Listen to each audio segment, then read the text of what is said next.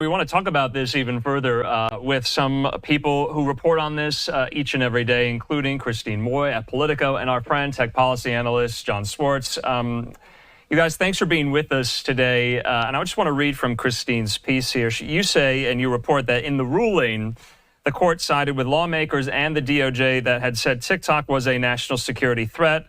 In particular, lawmakers had warned that Chinese authorities could force ByteDance to hand over Americans' data or manipulate its algorithm to promote Beijing's interests. That has been the main primary concern all along here. Christine, first to you, though. What if you have TikTok on your phone already? Come January 19th, can you still use it? Will it work? Do you have to delete it, or don't we know? So come January 19th, TikTok will not disappear off your phone if you have it already. How the law works is that it is enforced against the app stores. So companies like Google and Apple will face, potentially billion-dollar fines if they don't take TikTok off its platform. What that means for you, though, is that if you already have TikTok on your phone, it'll still work, and it's expected to continue to work for the next, couple months probably. But new users won't be able to download the app, and eventually it won't be able to update, which will kind of doom the app to a slow death. Okay.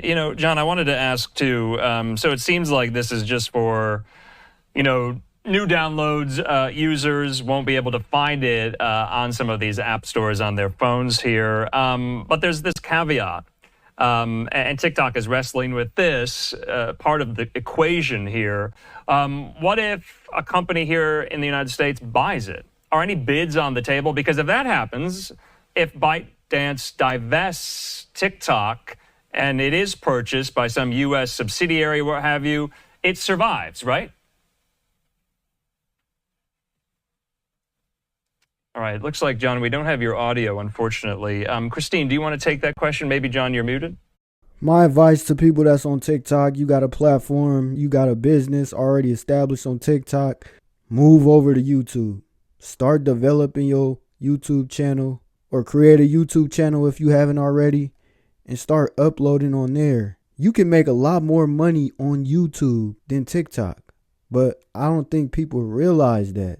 You could do shorts, because I know TikTok is a short form platform. A lot of people are not made for long form content. It's an option. I think it's the best option. I don't think it's another app out there better than YouTube. Instagram is cool, but I feel like YouTube is the top dog when it comes to social media platforms and building a brand, building a business, and getting the most revenue for your content.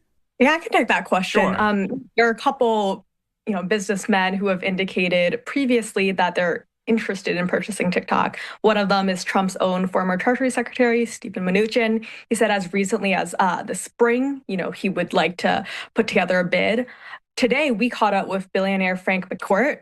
He confirmed he's been assembling, and now he has assembled a group that wants to move forward with a people's bid to buy TikTok. Specifically, they're interested in TikTok even without its algorithm. So this has been a bit of a sticking point because Chinese law prevents TikTok's algorithm from being exported out of the country. But the big question is, will ByteDance ultimately let them? Because the company has also said previously that divestiture for them would be impossible. Too technically and commercially complicated. John, do we have you here? Yeah, I'm sorry. It diverted to mute. I'm sorry about that. Yeah, it's interesting. We were just talking about the possibility. I mean, this is just such a valued commodity, right? I mean, it's the popular go-to app for the younger generation. My son, for instance, who's 24 years old, swears by it religiously. So if there is a will, there is a way. The thing that always interests me about this and the connection to China is a total unpredictability of what's going to happen. There's so many other factors in play here involving the Trump administration in China. We've got this January 19th date. We've got the onus of the tariffs hanging over our heads. We've got these recent disclosures in a congressional hearing about something called Salt Typhoon, which is a breach of the telecom's data sources. There's something called Volt Typhoon, which is an attack or an exploration of attacking U.S. critical infrastructure that emanated through China, evidently. So we've got all these kind of factors in play, which kind of plays into this hostility between the two countries on the tech side. And what to me is even more interesting is where we find the tech companies in the middle, like big tech companies, because they're so dependent on mainland China and that region for their revenue. You know, obviously, we have an incoming Trump administration on the horizon in just weeks here, and maybe there's some reporting out there to suggest, you know, what may have led to this change of mind for Donald Trump when it comes to TikTok. Because in the first Trump administration, that is when this idea of a ban first gained traction, and this was highly sought after by members of the Trump administration, Trump himself. In an interview today on Fox with Larry Kudlow, Trump's incoming national security advisor, Michael Waltz, he said this about Trump. He wants to save TikTok. We absolutely need to allow the American people to have access to that app, but we have to protect our data as well here. Christine, is there any reporting out there to suggest why the about face by Trump? Yeah, I think that's the main reason why the United States would like to purchase TikTok, because of data. The Chinese have access to everyone's data on the TikTok platform. So, United States like, hold on. We can't allow China to have data from all the people that live in the United States. We need to purchase this app, because the last thing we want is for China to try to take the data and hold it hostage if something bad goes wrong between China and the United States. So I understand why the United States is trying to purchase TikTok. Having our data is a bad thing, but let's keep watching. I mean, that's the big question, right? Is Trump going to throw TikTok a lifeline? There's been reporting in the past about why he flip-flopped. You know, like you mentioned, he's the one who first pursued a ban against TikTok in 2020. You know, one of his former top advisors, Kellyanne Conway, now advises for TikTok, and there's reporting about, you know, why he specifically flip-flopped when Congress was first debating the bill, that, you know, Jeffrey Yoss, one of his donors, also has a stake in TikTok, a financial stake in TikTok. But Trump hasn't said anything on this topic. You know, the ruling came out today. Yesterday was the day, today was the requested date by which both sides had requested a ruling. And yesterday, Trump actually posted, you know, some of his statistics showing how, you know, good his account's performance has been on the platform. Today, he hasn't said anything. We've reached out to his transition team, you know, haven't gotten anything new on his plans.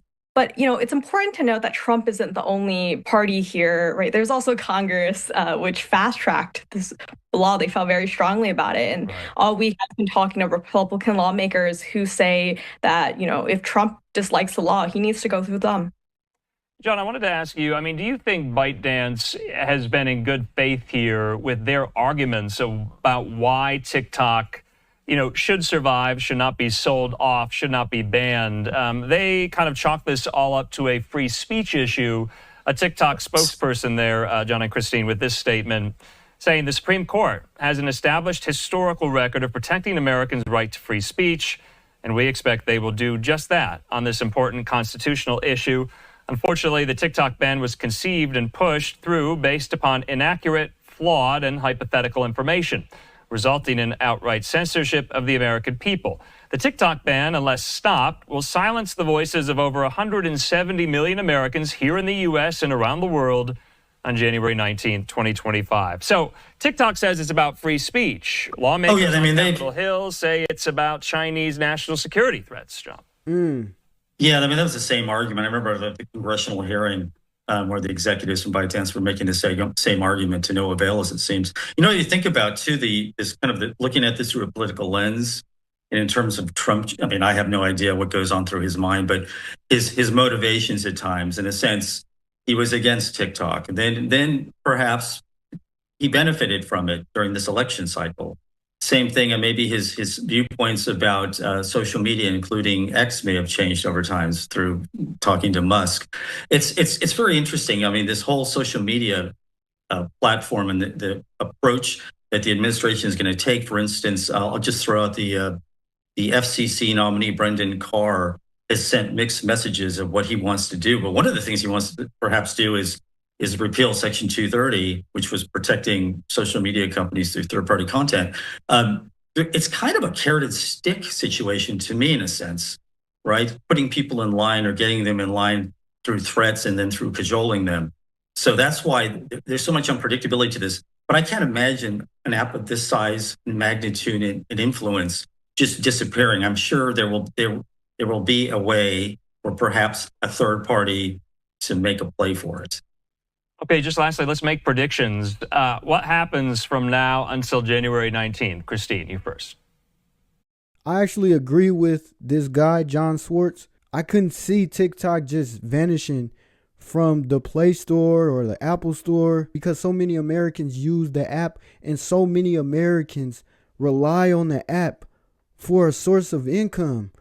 A lot of people there's a good amount of people who are making a living from TikTok through Live, through the TikTok Shop, the creator program, and some of these influencers, these content creators on there, that's their only stream of income. So I just cannot see TikTok just going ghost in the United States on January 19th. Well, the immediate next thing that TikTok needs to do is actually file an official appeal. Like you mentioned, it signaled that it will, but it needs to do that. And then the Supreme Court needs to decide whether it will take it up. And everyone I talked to today expects, it is likely to. Oh. And then the big question then is, do the justices pause the law while they consider the case? Because if not, TikTok will be banned while they're still, deciding whether to take it up. And the assumption is also that they will do so. So Okay. I don't think before Trump comes in, at least TikTok, will be banned before he has the time to act. All right. And John, do you think it'll get sold? I do, actually. Stranger things have happened. I didn't think Musk would buy Twitter. And how wrong was I about that? So anything could happen. That's the thing about predictions. They can be wrong. Christine, John, thanks so much for your time. I think this is going to be a tough one. I don't see ByteDance selling it to the United States based off what I've heard in this video. Unless a number gets thrown their way and they're on the fence like, dang, I can't refuse that number. Some billions get thrown at ByteDance and they might sell it. But for the most part, I don't think they're going to sell it. I think the United States is going to find some type of workaround. They're going to come to some type of agreement, ByteDance in the United States, and we're going to still be allowed to use TikTok. I hope it doesn't get banned because, again, it's a lot of people on that platform who are making money, a lot of money. And if you ban it, all those people that's making that money, they're going to lose out on a chunk of money and they're going to have to migrate to another platform, YouTube, Instagram, Facebook. But like I said earlier in the video, I think YouTube would be the best option to transition to if you haven't already got on YouTube yet. You can continue making revenue on YouTube, have your shop, promote yourself, promote other people, sponsorships. That's why I think TikTok users should start already establishing their YouTube just in case this ban does take place January 19th. You always want to be prepared. Don't be that one saying, oh, no, everything's going to be good. It's not up to you as a user on the platform. It's up to the U.S. Congress to pass the law or to make the final decision on if TikTok is going to get banned or not. Start your transition to YouTube, content creators, influencers, whatever you want to call yourself, and get the ball running. Because the last thing you want come January 19th, you try to hop on the platform, check your sales. You can't even get on there. Play it smart. If you're a content creator, you should be using multiple platforms anyways. If you're not, if you're watching this video, start that YouTube channel. But let me know what y'all think in the comment section. Do y'all think TikTok will be banned in the United States on January 19th? Or do y'all think no, TikTok will not be banned on January 19th and everything will be good? But that's all I got for you guys. And make sure y'all subscribe to the channel. And until next time, I'm gone. Peace.